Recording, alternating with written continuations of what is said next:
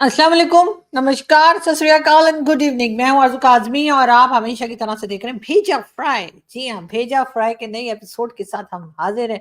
और इससे पहले कि हम चलें जी न्यूज़ की तरफ, आप सबसे रिक्वेस्ट है कि जिसने भी चैनल को सब्सक्राइब नहीं किया है, प्लीज़ चैनल को सब्सक्राइब करना ना भूलिएगा। साथ-साथ बेल आइकॉन को भी क्लिक कर देंगे तो जैसे ही कोई नई वीडियो आएगी आपको नोटिफ़िकेशन आ जाएगा। और प्लीज़ जब नोटिफ़िकेशन आ जाता है तो वीडियो भी देख लिया करें। नोटिफ़िकेशन देखने के लिए मैंने आपसे नहीं कहा होता।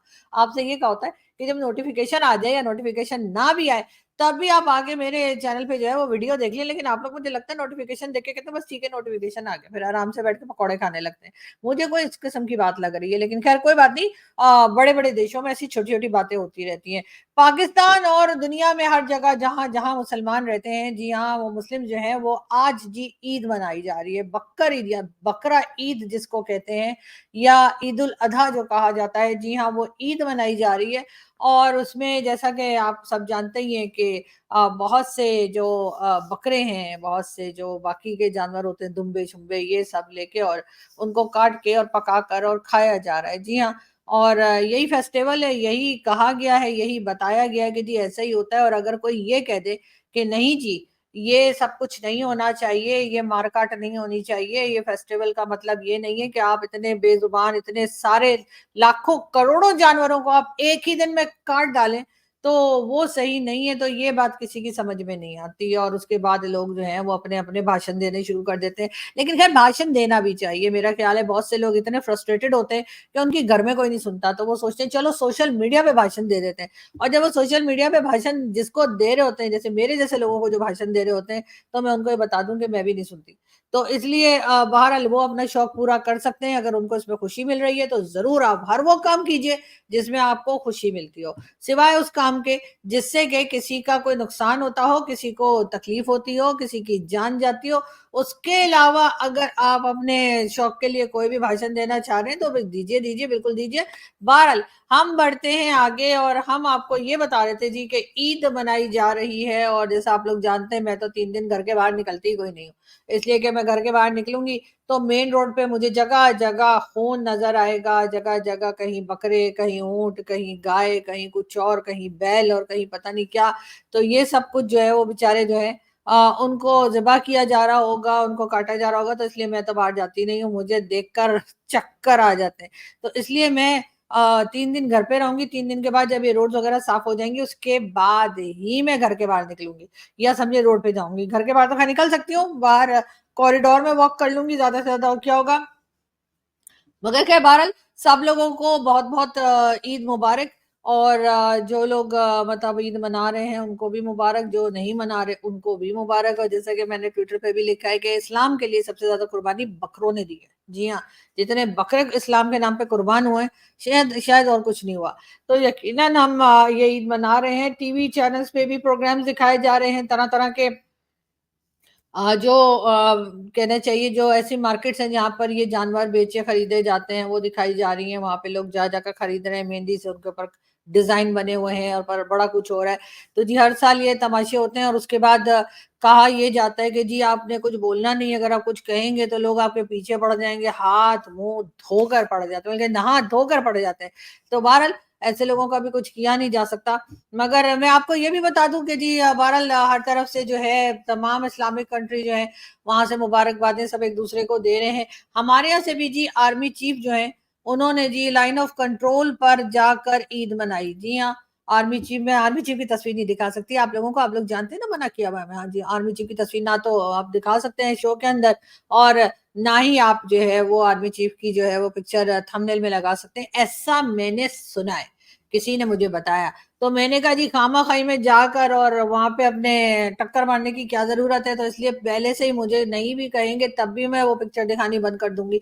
तो बहरहाल खबर बता देती हूँ, आर्मी चीफ जिसने नहीं देख रखे पाकिस्तान के वो गूगल करें और जाकर वहाँ पे उनकी फ़ोटो देख लें, जितनी बार देखनी है देख लें, मैं नहीं दिखाने वाली जी।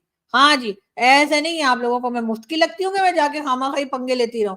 तो जी मैं आपको ये बता रही थी कि खबर तो दे सकते हैं, ये तो कहा उन्होंने, खबर आप देंगे, फ़ोटो नहीं लगाएँगे। इस्लाम में फ़ोटो लगाना मना है, तो शायद इस वज़ह से कहा होगा, बहुत सी चीज़ें हैं जो इस्लाम में मना है। तो बहरहाल वो कहा जी उन्होंने कि जी आर्मी चीफ़ जो हैं वो लाइन ऑफ कंट्रोल पे गए, वहाँ जाकर उन्होंने ईद मनाई है।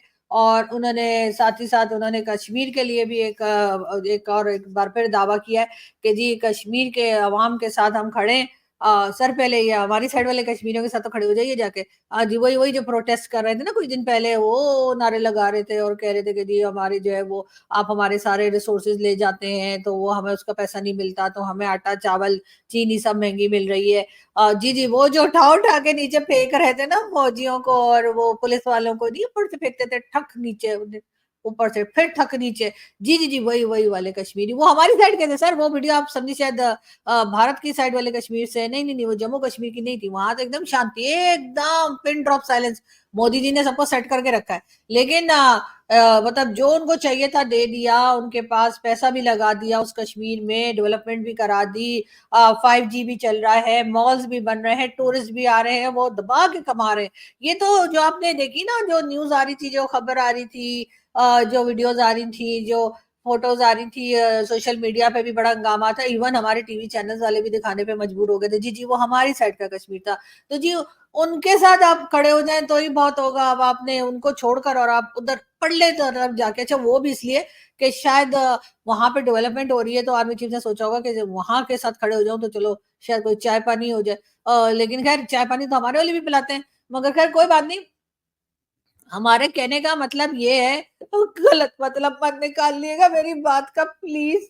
मैं बस ये कह रही थी, मैं तो तारीफ कर रही थी सर आपकी कि मतलब आप वहाँ कश्मीर वालों के साथ खड़े हुए, तो मैंने कहा हमारी साइड वाले कश्मीर के साथ भी खड़े हो जाइए। मतलब अगर खड़े ही होना है तो इनके साथ खड़े हो जाइए। लेकिन आप मतलब बॉर्डर पे गए थे और LOC पे जाके आपने कहा कि जी हम कश्मीरियों के साथ खड़े। साथ साथ उन्होंने ये भी कहा कि अगर भारत ने हमें मैली आंख से देखा, एक तो मोदी जी जब भी भारत आप हो या आपकी गवर्नमेंट हो या आपकी अपोजिशन हो या आपके कोई आम सिटीजन भी हो, जब भी पाकिस्तान की तरफ देखें, प्लीज सबसे पहले तो अपनी आंखें साफ कर लें। आप लोग आंख में आप ये वाला आई ड्रॉप भी डाल सकते हैं। आप देखिए इससे आंखें आपकी एकदम चकाचक हो जाएंगी और एकदम सारा साफ सुथरी आंख हो जाएगी। तो वो जो हमारे से बोला जाता है ना, अगर भारत ने पहली आंख से देखा तो अच्छा नहीं होगा, तो आप अगर ये ड्रॉप डाल लेंगे तो आप जब भी देखेंगे आप साफ आंख से देखेंगे। आप मेली आंख से हम बोलना ही छोड़ देंगे आप लोगों को, क्योंकि जाहिर है ये ड्रॉप्स डालने के बाद सबकी आंखें एकदम क्लीन हो जाएंगी। तो जी आर्मी चीफ ने कहा है कि जी अगर भारत ने मेरी आंख से देखा तो अच्छा नहीं होगा। तो अच्छा नहीं होगा, फिर आगे ठीक है, मतलब कुछ ना कुछ बुरा ही होगा। अगर मैली आंख से देखा तो जाहिर है मैली आंख से इंसान को वैसे भी दिखाई कोई नहीं देता। ठीक है, पहली बात तो ये, अगर आपकी आंख मैली होगी तो आप पाकिस्तान की तरफ ठीक से देख ही नहीं पाएंगे। तो उसके लिए बेहतर यही है कि हमारे आर्मी चीफ ने एकदम ठीक कहा है कि भारत को चाहिए कि अपनी आंखें साफ करके पाकिस्तान की तरफ देखे। वैसे भी हमें ये मैली कुचैली आंखें और गंदे बाल और सॉरी ये सब हमें पसंद नहीं आता है। तो इसलिए आप आंख साफ करके नहा धोकर चमक के एकदम झकास, वो जो अनिल कपूर साहब कहते थे एकदम झकास। अब कोई कोई मुझे कहेगा झकास होता था, कोई कहेगा झकास होता था, जो भी होता था वो बोलते तो थे ना। तो जी वो बन के हमारी तरफ देखेंगे तभी बात होगी, उसके बगैर बात होने वाली है नहीं। लेकिन खैर बहरहाल ईद की बात कर रहे हैं, मोदी जी ने कोई ट्वीट श्वीट नहीं लगाई मेरे ख्याल है, मुझे दिख ही नहीं आया, उन्होंने लगाई नहीं। अगर लगाई है तो आप लोग जरूर मुझे बता दिएगा, इसलिए कि वैसे तो मोदी जी सुबह सुबह एक ट्वीट कर देते ठक करके ईद पे। तो इस बार ही उन्होंने नहीं की। बल्कि मेरे एक दोस्त बता रहे थे इंडिया से कि इंडिया में जो है 5 से 10 दिन की हॉलीडेज है ईद पर। मतलब कमाल हो गया यार, हम लोग तो सिर्फ 4 दिन की हॉलीडे करें, आप तो हमसे भी ज्यादा ईद मना रहे हैं। जैसे आपके कुछ लोग कहते हैं ना मैं इंडिया से भी ज्यादा दिवाली मनाती हूँ, तो आप तो ईद हमसे भी ज्यादा मना रहे हैं। यानी कि हम जो मुस्लिमिक कंट्री है, हमारे यहाँ जो मतलब हर चीज हम इस्लाम के हिसाब से करते हैं, ठीक है ना। तो हमारे यहाँ जो है वो तो जी 4 दिन की छुट्टियां हैं या 4 दिन की हॉलीडेज हैं, और आपके यहाँ 10 दिन की हॉलीडेज हैं। मतलब ये तो वही बात हो गई ना कि आप तो हमसे भी ज्यादा ईद मना रहे हैं। तो चले कोई बात नहीं, ईद मनानी चाहिए, ईद मनाया करें, कोई कोई हरज नहीं है।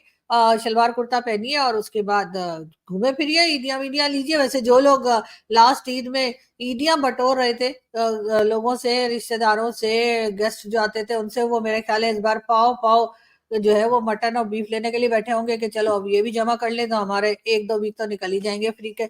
लेकिन बहरहाल वो ये भी याद रखें कि जी ये जो बटाइयां होती है, जो कहा जाता है कि बांटा जा रहा है, वो जी गरीब लोगों में बांटा जाता है। ऐसे नहीं कि जिन लोगों के पास अच्छा खासा पैसा है तो उनको दिया जा रहा है। लेकिन फिर भी मैं यही कहूंगी कि बजाय जानवरों को काट देने के वही पैसा किसी को दे दें, तो कोई अपना बिजली का बिल दे देगा, कोई अपना हाउस रेंट दे देगा, कोई अपनी गाड़ी में पेट्रोल डाल लेगा, कुछ तो कर लेगा ना, तो वो काम बेहतर होगा। बहरहाल अब इस तरह के भाषण लोगों को पसंद नहीं आते तो मैं क्या करूँ, मैं तो देती रहती हूँ। ख़ैर, हम बात करेंगे सनी देओल जी की। जी हाँ, सनी देओल जी आपके हमारे सभी के फ़ेवरेट सनी पाजी। जी हाँ, सनी देओल जी जो हैं जी हाँ, उनकी एक मूवी और आने वाली है बॉर्डर 2। एक तो ये सारी 2-2 वाली फ़िल्में पता नहीं क्यों बना रहे हैं। पहले इन्होंने जी बनाई थी गदर 2 और अब आ रही है जी बॉर्डर 2। जी हाँ, संदेश से आते हैं, बिल्कुल, बिल्कुल वही वाली मूवी बना रहे हैं और सनी देओल जी जो है बहुत होपफुल हैं कि ये फ़िल्म अच्छी चलेगी और हम भी विश करते हैं कि फ़िल्म अच्छी चले। वैसे तो ख़ैर मज़ाक अपनी जगह जो हम उन्हें हैंडपंप के लिए तंग करते रहते हैं, लेकिन सनी जी जो है वो पाकिस्तान में भी बहुत फ़ेमस हैं और मेरे तो बड़े फ़ेवरेट हैं और यकीनन उनकी ये फ़िल्म भी हम इंतज़ार करेंगे कि कब आएगी और उसके बाद हम कहीं न कहीं से किसी न किसी तरीके से नेटफ्लिक्स या यूट्यूब पे ढूँढ-ढाँड़ के देख लेंगे, इसलिए कि पाकिस्तान में तो फ़िल्में लगती नहीं है, पहले लगा करती थी जी, पहले फ़िल्में यहाँ पर भी हिंदुस्तानी फ़िल्में आया करती थी और हमारे यहाँ के सिनेमाज़ जो थे, वहाँ पे बहुत से लोगों को रोज़गार मिल गया था, बहुत से लोगों के घर चलने लगे थे। लेकिन फिर इमरान खान साहब की गवर्नमेंट आई और इमरान खान साहब ने कहा कि जी 370 जब तक नहीं आएगा, तब तक हम भारत से बात नहीं करेंगे। भारत ने कहा चलो अच्छा तुम रूठे, हम छूटे और इस तरह से जी हुआ ये कि भारत से हमने कर ली कुट्टी और उसके बाद इमरान खान साहब ने कहा कि जब तक मोदी जी की गवर्नमेंट है हम तो बात नहीं करेंगे। मतलब 15 साल तो हम इसी ख्वारी खज्जल ख्वारी में निकाल देंगे क्योंकि मोदी जी ने 10 साल पहले निकाल दिए और 10 साल 20 साल आगे भी निकालते हुए दिखाई दे रहे हैं। फिलहाल 5 साल तो है ही ना पक्के, गवर्नमेंट अभी तो आ गई ना, तो 15 साल तो वैसे ही हो गए। तो इसका मतलब है कि हम जो है वो भारत से बात नहीं करेंगे। लेकिन हाँ, भारत के साथ ट्रेड करनी है, भारत के साथ क्रिकेट खेलनी है, भारत के साथ फ़िल्म्स बनानी है, भारत के साथ बातचीत करनी है। लोग भी आ जा रहे हैं। अजीब-सी बात तो ये है कि लोगों को वीज़ा भी मिल रहा है, लोग आ जा भी रहे हैं, लेकिन हाँ, ट्रेड हम नहीं कर रहे और हम भारत से बात भी नहीं कर रहे। ये वाली जो हमारी एक कहना चाहिए ना, हमारा जो माइंडसेट है वो समझ से बाहर है। लेकिन मैं आपको ये भी बताऊँ कि बार-बार पाकिस्तान की तरफ से कहा जाता है कि जी हमारे पास न्यूक्लियर एसिड्स हैं, हमारे पास जी एटम बम है और हम वो चला देंगे, हमने वो कोई रखने के लिए नहीं रखा हुआ, हमने कोई उसको जो है दिखाने के लिए नहीं रखा हुआ है। तो इसी तरह की बात जो है वो कभी हमने भारत की तरफ से नहीं सुनी कि वो कह रही हम एटम बम चला देंगे, धमकियाँ हमारी तरफ से ही जाती हैं, कभी पाव-पाव के बम, कभी कुछ और अभी एक रिपोर्ट आई है जनाब और उस रिपोर्ट के हिसाब से भारत के पास इस वक़्त जो न्यूक्लियर वेपन्स हैं उनकी तादाद है 172 और पाकिस्तान के पास जो है वो है 170 यानी कि 2 वेपन्स जो है वो भारत के पास ज़्यादा है। अब मेरे दोस्त जो ये खबर मुझे बता रहे थे, जिन्होंने ये न्यूज़ मुझे दी, वो कहने लगे कि देखें जी, आप लोग धमकियाँ आप लोग देते रहते हैं और वेपन्स हमारे पास ज़्यादा है। मैंने कहा भाई 2 एक्स्ट्रा बनाकर क्या कर लोगे? ठीक है? मतलब वो तो 172 की तो बारी कोई नहीं आनी है। 2 से 3 अगर चल गए तो बस काम हो गया, उसके बाद तो हम सब लोग जो है ना वो ऊपर पहुँच जाएँगे, बगैर किसी मेहनत के। तो इसलिए ये बात करना कि हमारे पास 172 हैं और आपके पास सिर्फ़ 170 है, ये कुछ अच्छा नहीं लगता ना। इस किस्म की बातें करते हुए हम पाकिस्तानी अच्छे लगते हैं। आप इंडियंस हैं भई, थोड़ा-सा तो ख़्याल कीजिए ना, आप लोग ज़रा तरीके से बात किया कीजिए। ये क्या बात हुई कि हमारे पास 2 वेपन ज़्यादा हैं आप लोगों से और धमकियाँ आप लोग देते रहते हैं। तो आपने सुना नहीं खाली बर्तन शोर ज़्यादा मचाता है? तो ये तो ख़ैर मुझे मेरी मदर ने बताया था, जो खाली बर्तन होता है ना, जिसके पास कुछ नहीं होता, वो शोर ज़्यादा मचाता है। वो हर वो बोलते रहते हैं, ये ऐसा हो गया, वैसा हो गया, वैसा हो गया। तो हमारा हाल वही है। इसलिए कि हमारे पास ज़ाहिर है कि आईएमएफ का पैसा लेते हैं, कभी वर्ल्ड बैंक से पैसा लेते हैं, जिस दिन हमारी इकोनॉमी ठीक हो गई। हमने जिस दिन अपनी इकोनॉमी को ऐसा कर लिया ना कि हम खुद कमाने लगे, खुद खाने लगे, उस दिन हम सारी दुनिया को जवाब देने के काबिल हो जाएँगे। अभी फ़िलहाल तो हम सिर्फ़ सुनते हैं, एक कान से सुनते हैं और दूसरे कान से निकाल देते हैं। वैसे भी ऊपर वाले ने 2 कान इसीलिए दिए हैं, वैसे एक कान से भी काम हो सकता था। आपको आवाज़ तो एक कान से भी आ जाती है, आप कभी रख के देखें, एक कान को बंद करें, तब भी आपको आवाज़ आएगी। लेकिन ऊपर वाले ने 2 कान दिए हैं। इसलिए कि ऊपर वाले ने कहा कि बेटा एक कान से सुनो, दूसरे कान से निकाल दो और एक मुँह दिया उससे बक-बक, बक-बक, बक-बक, बक-बक करते जाओ ताकि तुम लोगों का ना तुम्हें शांति मिले और तुम लोग जो है ना वो आराम सुकून से बैठ सको। वरना अगर सिर्फ़ सुनते रहोगे और बोलोगे नहीं, तो भी तुम लोगों की तबीयत खराब हो जाती है, तो भी तुम लोग घबरा जाते हो।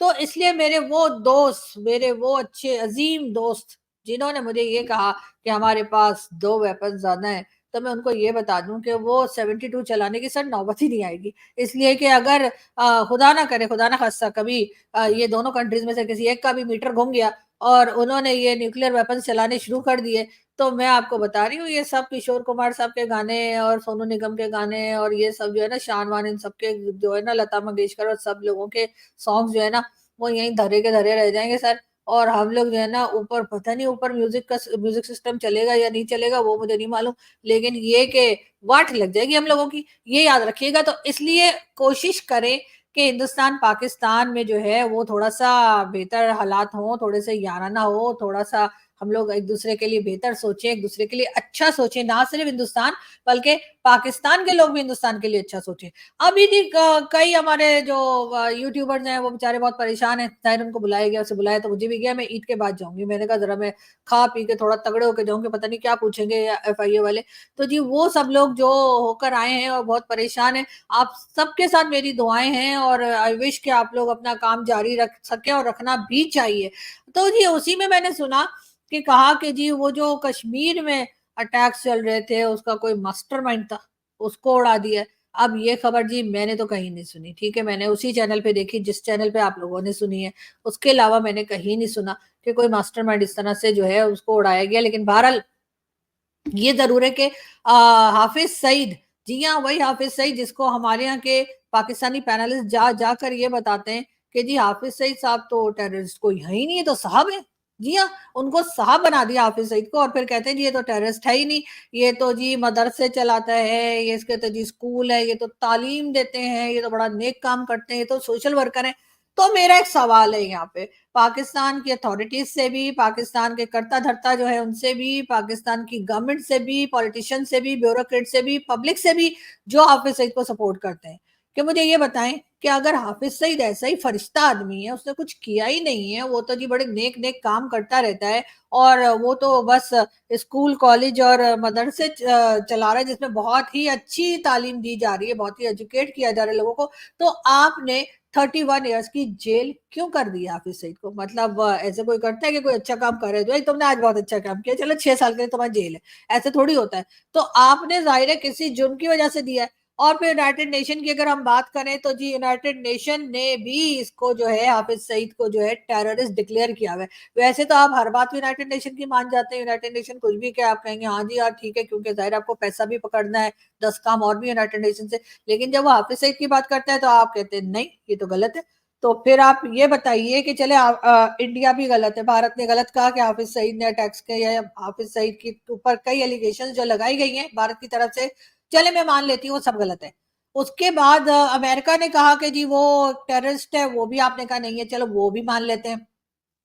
तो मुझे ये तो बता दीजिए कि इस फरिश्ते को आपने 31 साल की जेल क्यों दी है? आखिर इसने वो कौन सा कांड किया था जिसकी वजह से आपने इसको जो है 31 ईयर्स के लिए जेल में डाल दिया है कि चक्की पीसिंग नहीं, मेरे ख्याल है चक्की नहीं पीस रहा, इसलिए हाउस अरेस्ट किया है। हाँ हाँ, ये कोई इमरान खान थोड़ी है, ये कोई प्राइम मिनिस्टर थोड़ी है कि जेल चला जाएगा या वहां जाकर जो है उसको फांसी लग जाएगी, जैसे भुट्टो साहब को लगी थी, जुल्फिकार अली भुट्टो को, या इमरान खान की तरह जेल में बैठा रहेगा, ऐसे थोड़ी है। हमारे यहाँ तो जी हम टेररिस्ट हो ना, हम उसको बड़ी इज्जत से रखते हैं। अगर बहुत ही मुश्किल पड़ जाए ना कि भाई अब तो चारों तरफ से लोग जो है बातें कर रहे हैं, FATF में भी डाल दिया, पैसा भी नहीं मिल रहा, ना वर्ल्ड बैंक दे रहा है, ना IMF दे रहा है, तो फिर हम कहते हैं अच्छा चलो अब ऐसा करते हैं कि इसको हाउस अरेस्ट कर देते हैं।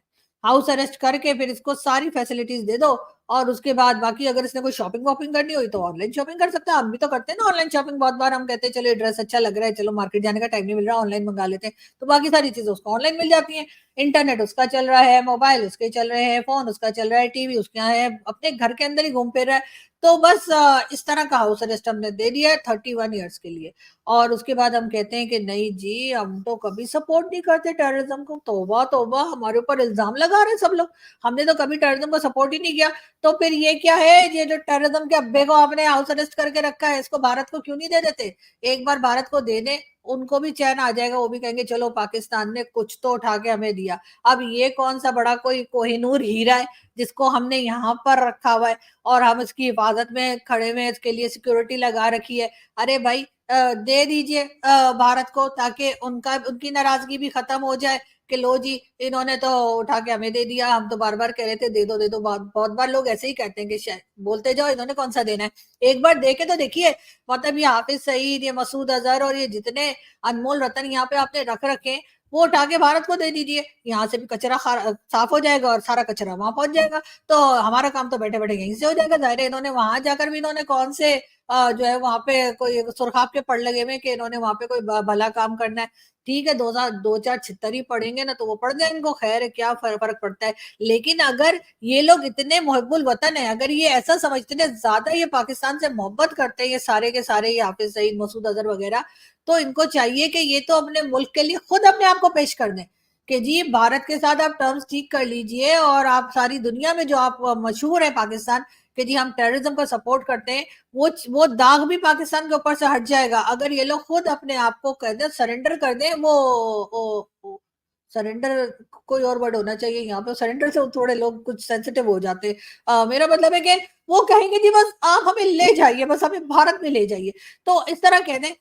ये सरेंडर वाला जरा एडिट कर देना, ठीक है ना, ये 71 और इस तरह की वर्ड शॉर्ट ना, वो जब मैं बोलूँ तो एडिट कर दिया करो यहाँ से तुम लोग। तो मैं ये कह रही थी कि हाँ, मैं ये बता रही थी आपको कि हाफिज सईद और इस तरह के जितने भी यहाँ पे रहते हैं ना भाई लोग को के नहीं, भाई लोग तो कुछ और है।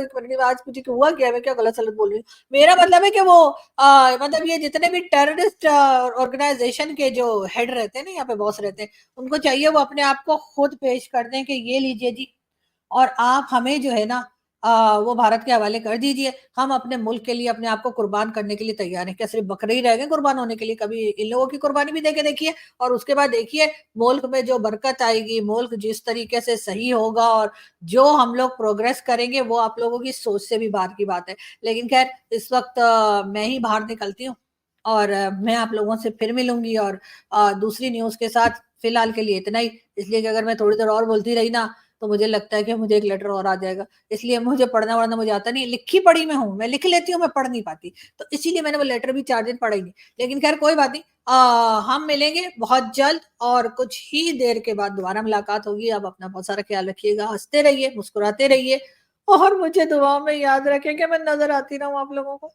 Thank you.